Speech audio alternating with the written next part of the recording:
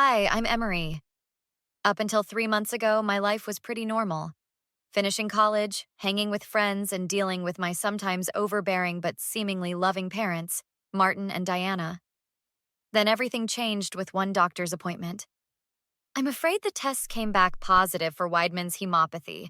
It's a rare blood disorder that requires immediate treatment. My world stopped spinning. The doctor kept talking about protocols and specialists while I sat there, numb. "What's the treatment plan?" Dad asked, his face unreadable. "We need to start a specialized medication regimen immediately. I should warn you, the treatment is expensive, but with insurance, we'll figure it out," Mom cut in, squeezing my hand. I thought it was support. I was wrong. My best friend Zoe came over the next day, bringing soup and trashy magazines. Your mom seemed weird when I called to check if I could visit, like she didn't want me to come over. What do you mean? I don't know. Just off. Asked a bunch of questions about how you're feeling, if you've told anyone else about being sick. Then she tried to convince me today wasn't a good day. I brushed it off. She's probably just stressed about everything. Maybe. Hey, did you tell them about your grandma's inheritance coming through next month? My grandmother had passed away 6 weeks ago. We were closer than she was with Mom, her own daughter. She left me a substantial inheritance, which would be released on my 23rd birthday, just 3 weeks away. Yeah, they know. Actually, it's good timing with these medical bills coming. That night, I woke up to voices downstairs. My bedroom was directly above Dad's office, and their voices carried through the vent. The trust is ironclad, Bradford. She gets everything when she turns 23. I recognized Bradford as my grandmother's lawyer who was handling the estate. But there must be some provision for medical expenses? Mom asked. There is, but it requires documentation, receipts, insurance claims. I can't just release funds. What if she doesn't make it to 23? Dad's voice was so calm it sent chills through me. Then as next of kin, you'd inherit. But let's not think about that, Martin. I nearly threw up right there. The next day, I called Dr. Warren's office to confirm my first treatment appointment. "I'm sorry, Miss Bennett, but your appointment was canceled yesterday." "By who?" "Your mother called. Said you were seeking a second opinion and wouldn't be starting treatment yet." My hands shook as I hung up. I called the specialist Dr. Warren had referred me to. Yes, that appointment was canceled too. I checked my phone calendar. 3 appointments, all canceled without my knowledge. As I sat there, my phone buzzed with a text from Zoe.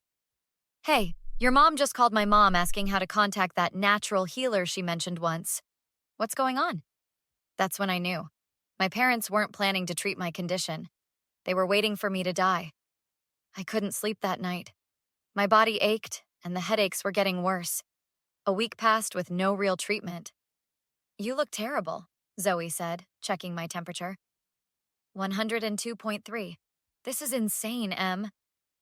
They keep saying they're researching alternatives, but nothing happens. The doorbell rang. It was Valerie, a nurse from Dr. Warren's office.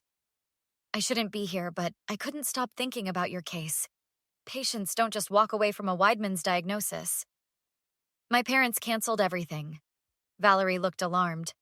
"Without treatment, this condition progresses rapidly. Have you experienced increased fatigue? Bruising?" I showed the purple marks spreading up my arm. "This is medical neglect," Valerie said, handing me a folder. "These are copies of your test results and the medication schedule. I've highlighted what you've missed." After she left, Zoe helped me search Dad's office. I found a folder labeled Emery Medical Financial. "Look at this," I whispered. Insurance rejection letters, emails to Bradford about emergency access provisions to my inheritance, a brochure for a natural healing retreat with no medical licensing required, highlighted. "They're not getting you treatment because they want your money," Zoe said, photographing everything. The next morning, I confronted them at breakfast. "I need to start the treatment Dr. Warren prescribed." "We're still researching options, honey," Mom said. "It's been 3 weeks. The blood disorder is getting worse." "Those conventional treatments are so harsh," Dad replied. "We've found promising alternative approaches." "Like what?" The tea that makes me throw up? Or that healer who waved crystals over me? Don't use that tone, Mom snapped. You've been asking Bradford how you can access Grandma's money if I don't make it to 23. Their faces went pale. You're going through our things? Dad stood up. You're trying to let me die for my inheritance? That's ridiculous, Mom sputtered. We're your parents. Then why haven't you taken me to a single legitimate doctor? That was just planning for worst-case scenarios, Dad muttered. 2 days later, I collapsed. Zoe found me and called an ambulance instead of my parents. At the hospital, they immediately started emergency treatment. When my parents arrived, they were furious.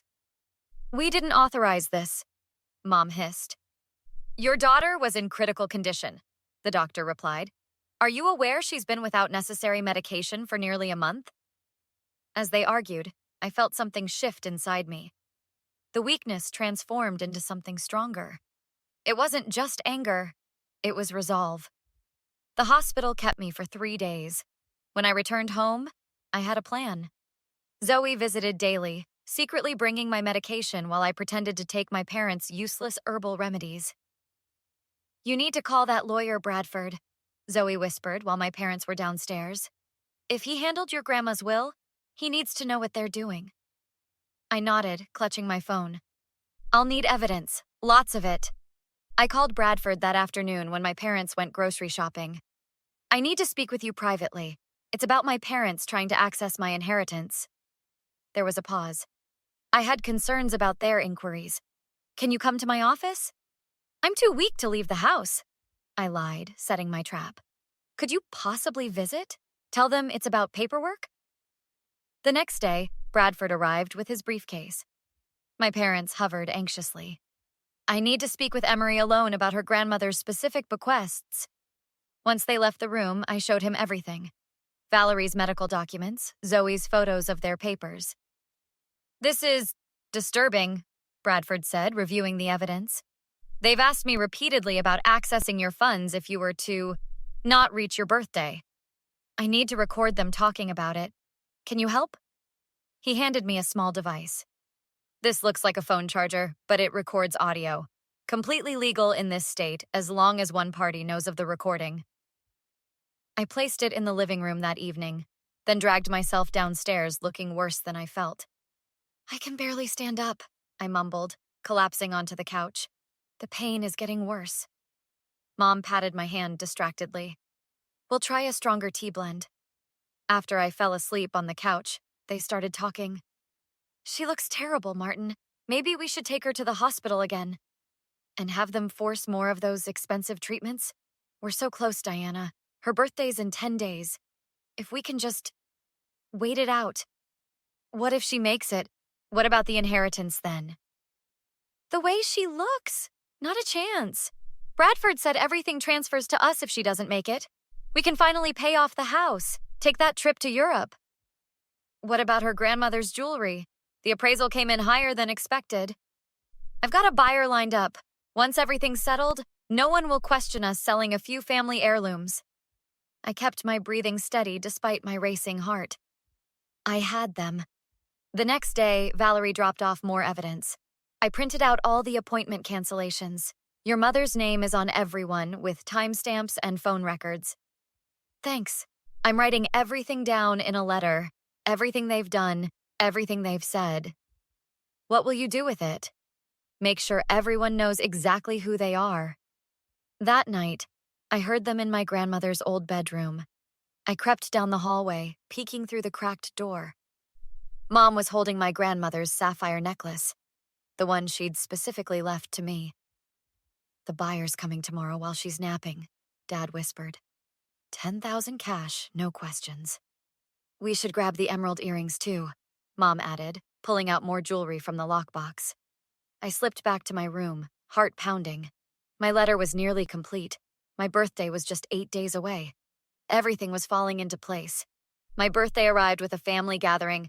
Aunts, uncles, cousins, all invited by my parents to celebrate what they thought would be my last birthday. Little did they know I'd been taking my medication for weeks now, secretly delivered by Zoe and administered by Valerie.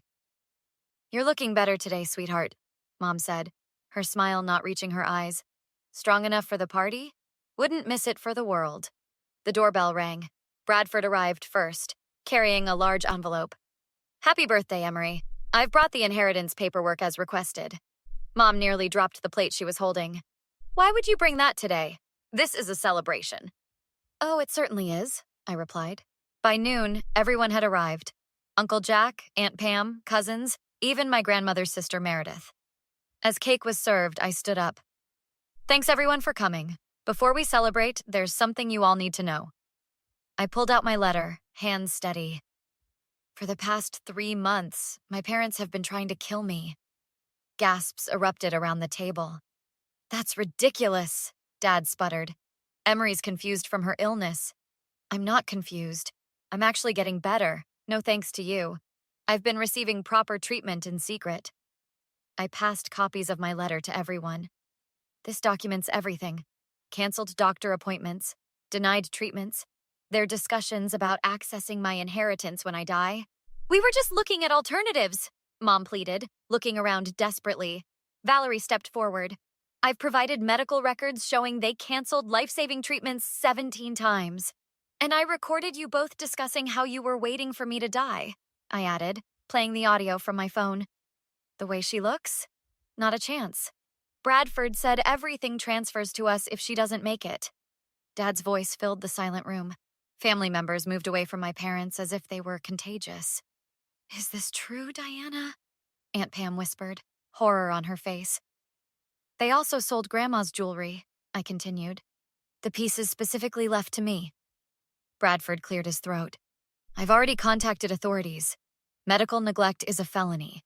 Attempting to defraud an estate is another serious charge." "You ungrateful little—" Dad lunged toward me, but Uncle Jack stepped between us. "Don't make it worse, Martin." Within an hour, police arrived. As they took my parents away, Mom turned back. "We gave you everything. We're your parents." "Not anymore."